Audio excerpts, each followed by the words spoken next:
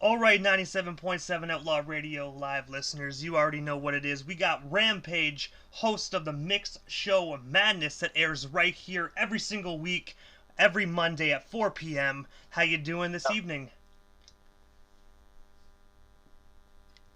How you doing this evening, Rampage? You already know Mix Show Madness crazy right now. Oh, it is, man. Our listeners are loving it too, by the way. I mean, they are giving a massive amounts of feedback. They're loving the mixes.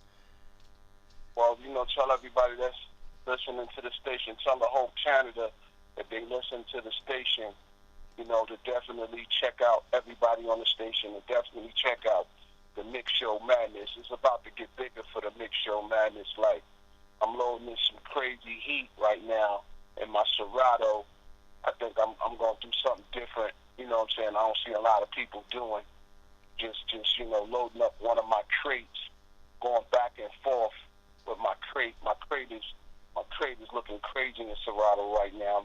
I'm building a whole different type of crate that I don't see DJs doing. You know what I mean? Just cooking something on the oven right now. And I do want to say before we get into this, one of your newest mix, which Prince versus Michael Jackson, was absolutely phenomenal, man. I love that one. Well, did you get my Notorious B.I.G. one I just did? Yes, MJ actually sent that off to me. Yeah, that one is crazy. Did you get my Nas?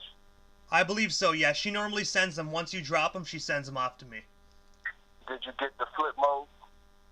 I don't think I got that one yet. Was that one that you just recently did? I got one, Flipmode Part 1 and Part 2. I'll check in the emails, and if I don't have them, I'll ask MJ to send them off to me. Yeah, Flipmode 1 and 2. If not, check my email. I'll send that to you. Sounds good, man. But I want to ask you... The Prince one versus Michael Jackson, that one go hard. Oh, it does, man. I like it because it's a different feel. You know what I mean? It takes away from the hip hop for a little bit, but it gives like that good '80s feel, man. I enjoy that. Nah, man. Thank you, bro. You're most certainly welcome, man. But I want to take you back, like way back to the beginning, man. What made you decide to get into the music industry? Well, what made me want to get in the music industry was my influence was my father used to play guitar.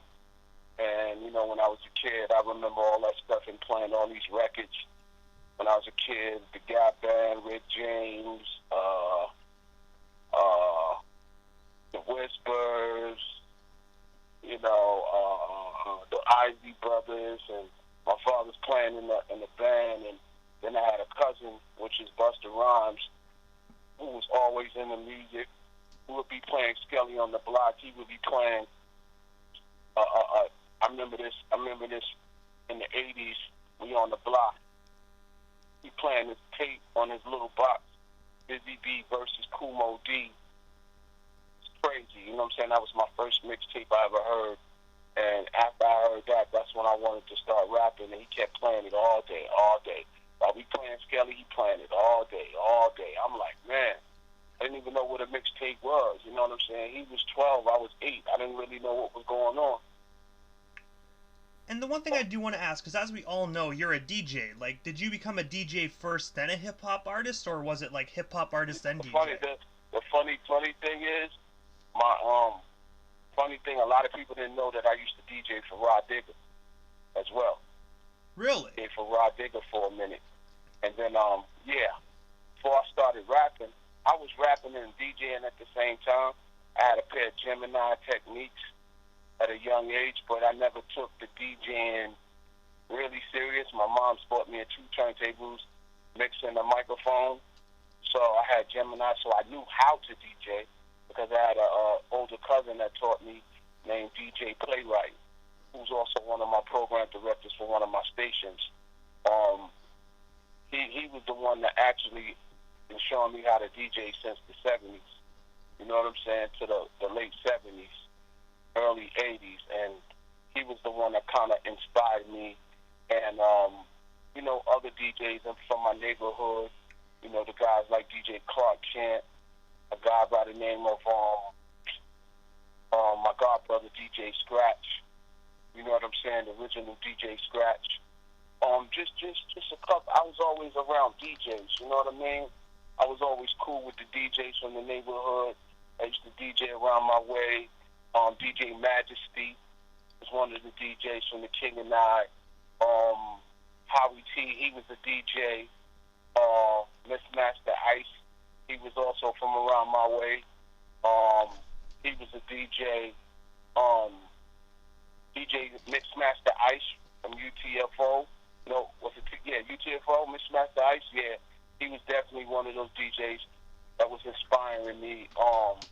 These are all the DJs that was around my way, in my neighborhood, or in the same areas. You know what I mean? That I looked up to, that was doing the DJ thing. And also, in the year '92, you were given your very first recording deal with Dallas Austin of Rowdy Records. I have to ask you, how did that come to be for you, and what was it like actually working with Dallas Austin? Well, big up to Dallas Austin for giving me that opportunity, and big up to his brother Claude Austin, R.I.P. Claude Austin. Buster had a production deal, and then him and Dallas was cool, and then they got real cool, got the production deal.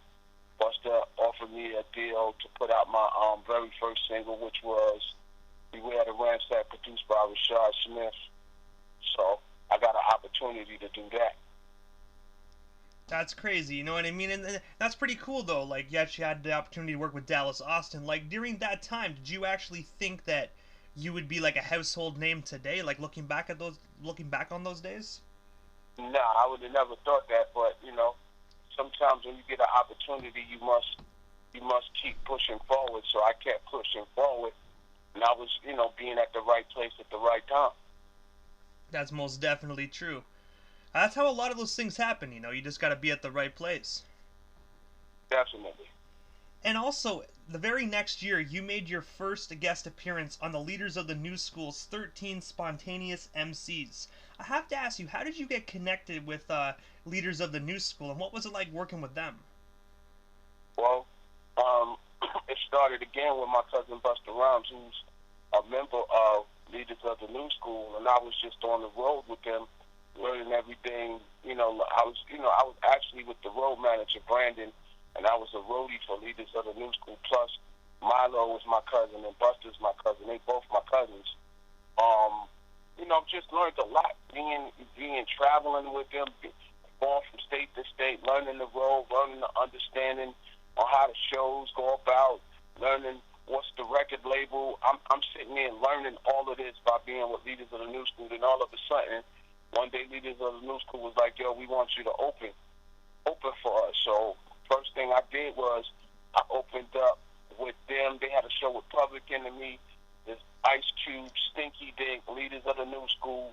This guy out of D.C. named Stinky Dick was on the call, and it was in D.C., was on the bill. So before Leaders came out, they would have me open up for them. And, that was an experience in itself, man. And everywhere they went and they had shows, I was on the road with Buster and Leaders of the New School, and I was just sitting there learning. I was being an apprentice. I was just learning. You know what I mean? Learning the game. I couldn't be no more than 17. You know what I mean? So I'm just grateful, man. Like, a lot of people don't get those experiences like that. And also, back in those days, like, Leaders of the New School was such a huge household name back in the 90s, so that must have been one hell of an amazing experience, to be able to be on the road and experience the crowd's energy as well while being on stage with them. Correct. Definitely.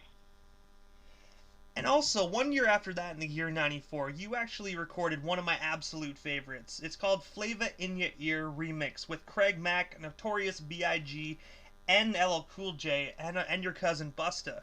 I have to ask you, how did that iconic collaboration come to be for you, and what was it like working with Notorious B.I.G. and LL Cool J and the rest of them? Well, I was always friends with Biggie, you know what I'm saying, before music. Biggie was my homeboy because he was running with this kid named Klepto. I don't know if y'all know Klepto, that was in Junior Mafia, but he lived around the corner. His real name is Terrence. So he lived around the corner from me and Bust out there in Flatbush where we lived, like literally around the corner. So I used to see Biggie all the time. Then one day, when the original Flavor in the Air was popping, around that time I dropped Beware the Ramsack. And it wasn't really doing too well, but it was doing it was doing what it was doing. It was an underground record. So that was the first record I dropped on Flipmode and Rowdy. I was actually the first one to drop the song off of Flipmode. So at that time, I had Beware the Ramsack out. Then I get a call from Busta Rhymes and Craig Mack. And then Busta was like, yo, Craig Mack wants to speak to you. I was like, man, get out of here. Stop playing. I thought he was joking. But, you know, when Busta puts something together, he's never joking about it. So I had Craig Mack and Busta on the phone, and Mack was like, yo, I fucks with you, man. You need to jump on this remix. Man, because I was feeling so bad about the Ramsack, I was like, man, I don't know about this. I didn't believe it. I didn't believe that was Craig Mack on the phone. So I said, all right, cool. Busta was like, yo, man, when you fall, you got to get up. Follow me, brother. I know what I'm telling you. Understand what I'm saying. And then on one day, Busta called me the next day, 2 days, yo, we going to the studio. We shoot to the studio. I see Easy Mo B. I see everybody in the studio. See everybody laying their vocals. And Puffy said, yo, man, you ain't jumping on this record. What's going on with you? I said, give me 15 minutes. I went in there, I went to the side. Bus was right, his verse. Seen everybody, hearing everybody's verse. Then I was like, all right, I got it. You know what I mean? I didn't really write it down. I just thought of it. Because I haven't wrote no rhymes.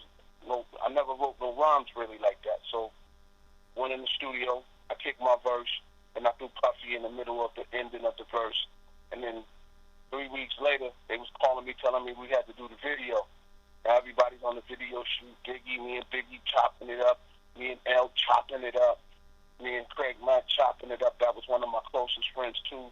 Buzz was like I told you. Just.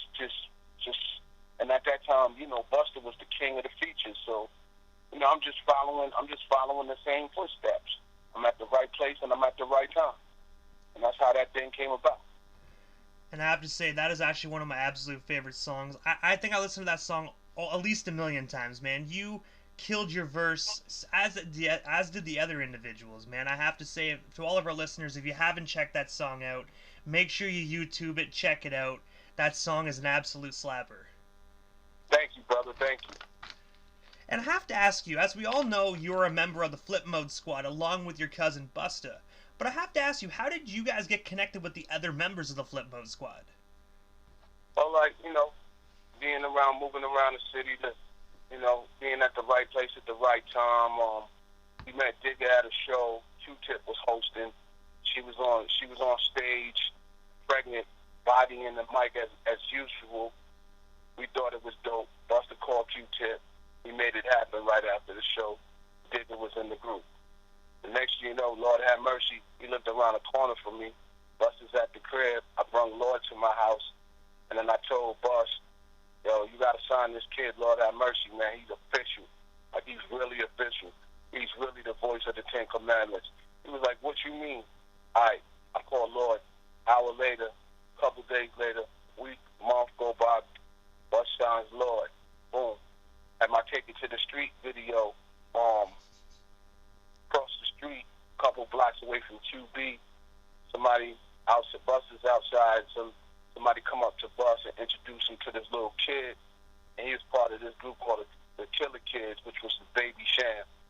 The next thing you know, Split has always been with me and Bus from day one, so he was always there. Scratchator was always there with us from day one.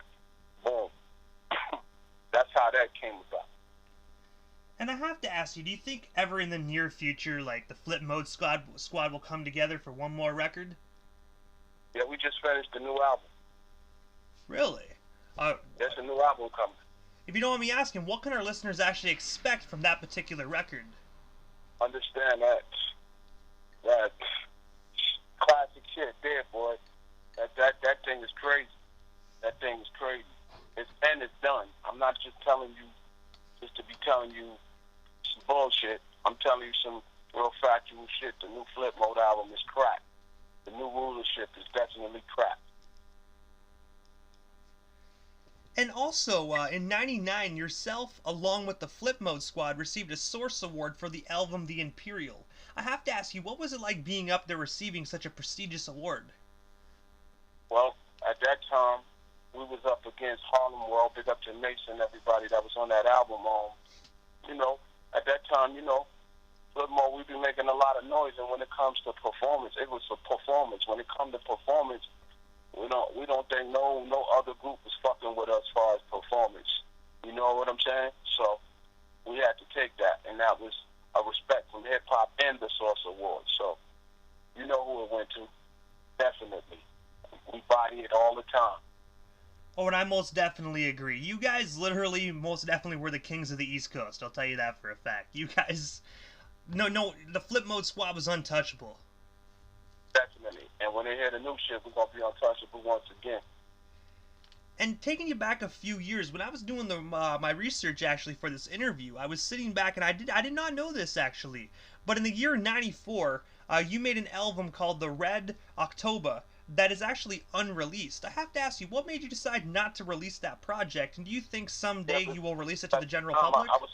That was the time that I was going to put it out on Rowdy, but then I scrapped it and wound up doing a new album on Electra, which is the Scouts on the album.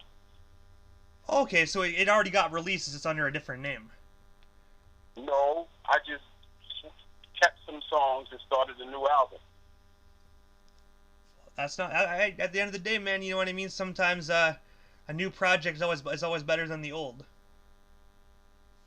But you know what? That Red October was highly anticipated. I didn't even know that until later.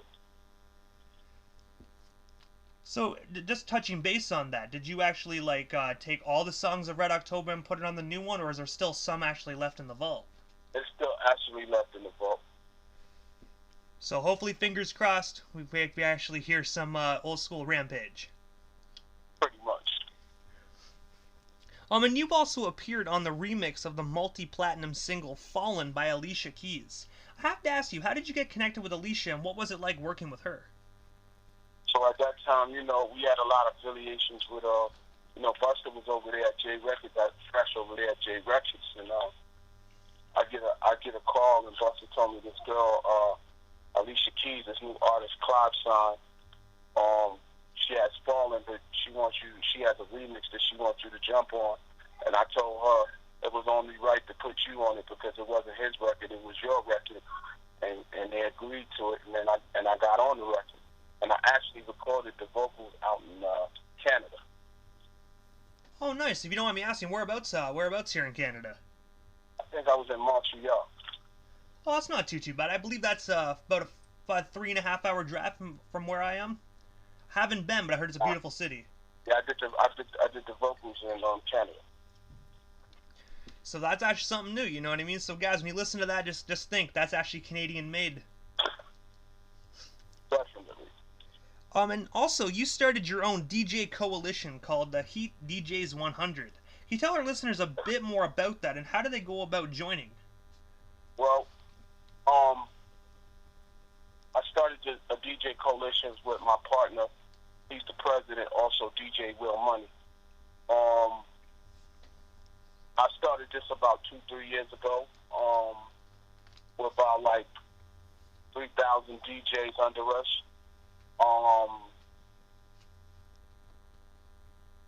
We put it together for DJs that wanted to be a part of a new crew. We do these weekly conference calls every month, every third week of the month. We do these conference calls. Those calls have been successful. I had every artist from every major artist to every new artist on the conference call, old to the new to the old. You gotta jump on my conference call. I don't know if you've been on my conference call, but a conference call, we have between 1,900 and 2,500 people on the call. I'm gonna say I haven't had the opportunity to be on the call yet, but I will actually be on this new one because I believe I just joined your coalition actually about I'd say roughly a few weeks ago. So I most definitely will be on this upcoming call though. So now you're an official Heat DJ, so it's all good. Hey, most definitely. And I want to say I appreciate you for actually making me a part of that, man, because that is such a prestigious just coalition right there, man. And if you don't mind, could you actually let our listeners know who's all going to be on this up and coming call? Well, June 2nd, I'm doing 2 calls next month.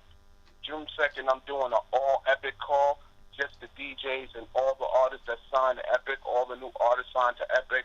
So I think that's really dope that all our DJs that jump on the call to listen to see what Epic got going on. Plus, it shows my relationship with Epic Records and me and Will Money's relationship with Epic Records. And then on the 27th or the 24th, I believe that's the third or fourth Wednesday of the month, we have the official Heat DJ conference call.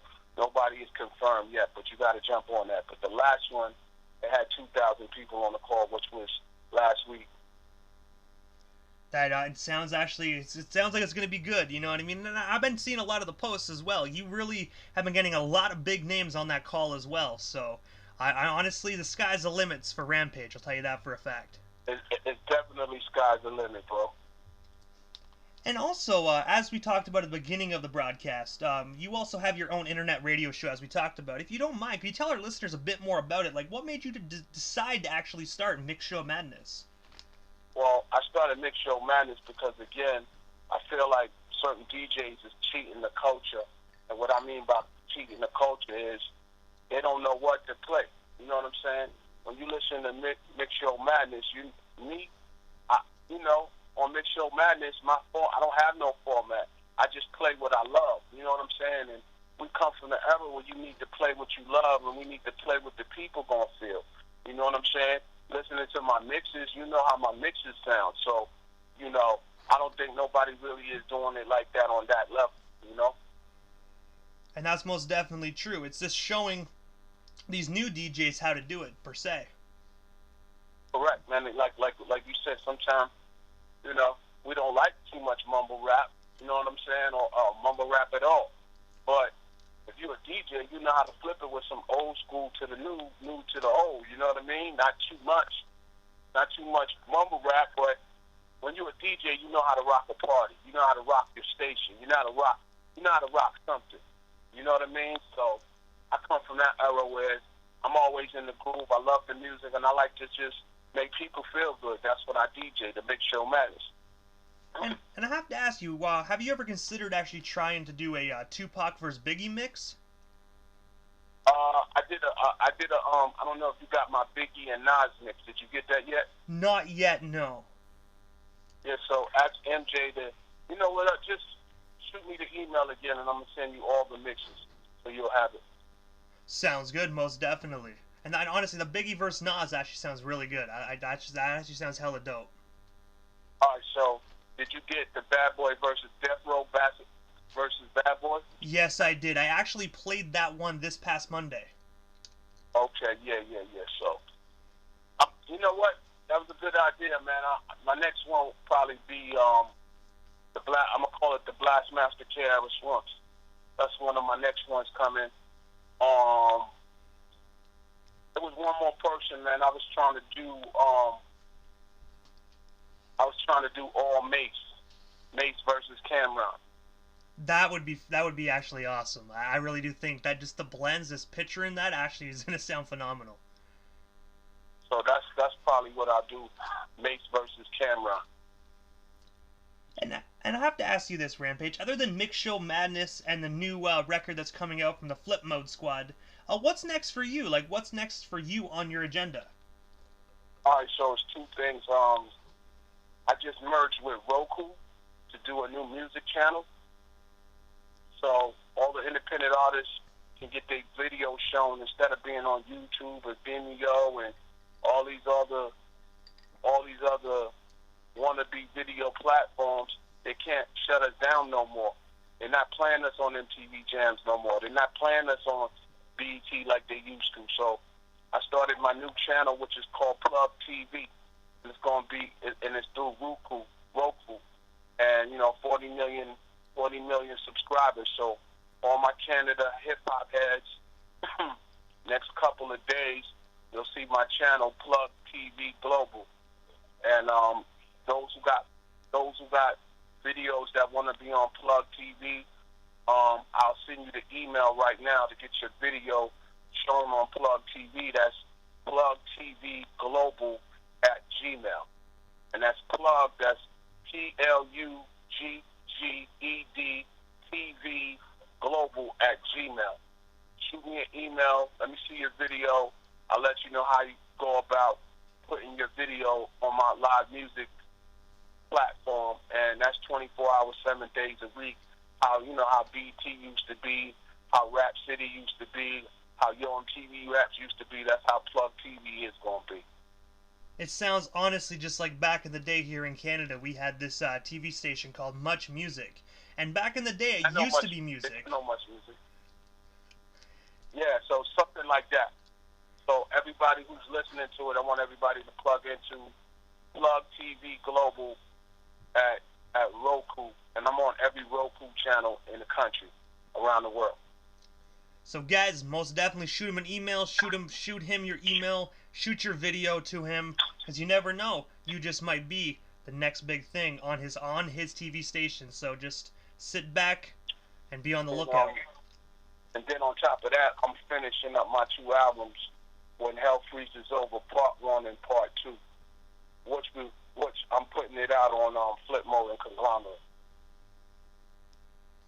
Do you have an estimated release date for those projects, or are they just up in the air right now? I'm still working on them. One album is already done.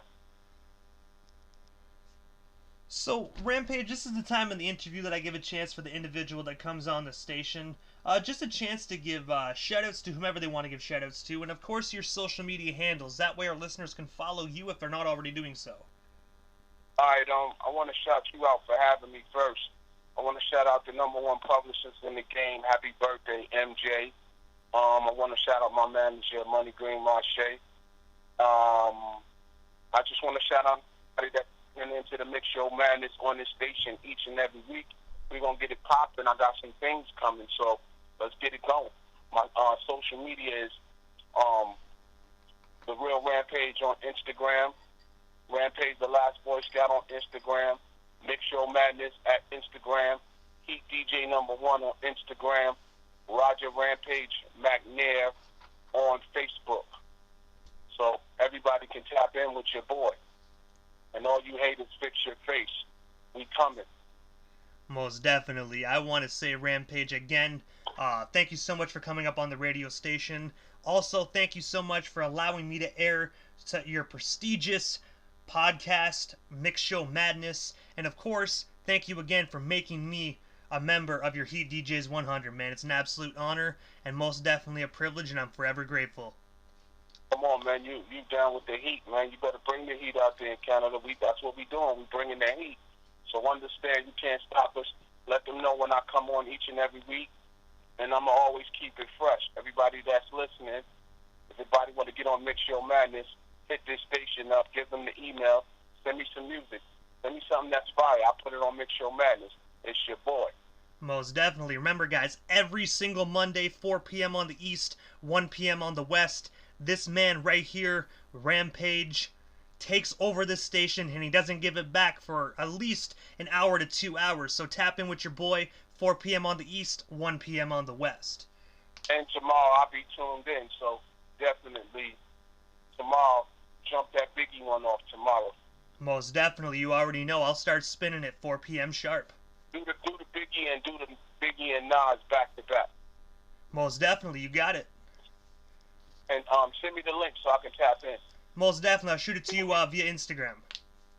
All right, bro. All right. Thank you so much, Rampage. You have yourself a wonderful night, and most definitely stay safe during this terrible pandemic. All right, man. Happy holidays to y'all, too. You as well. Happy holidays, brother.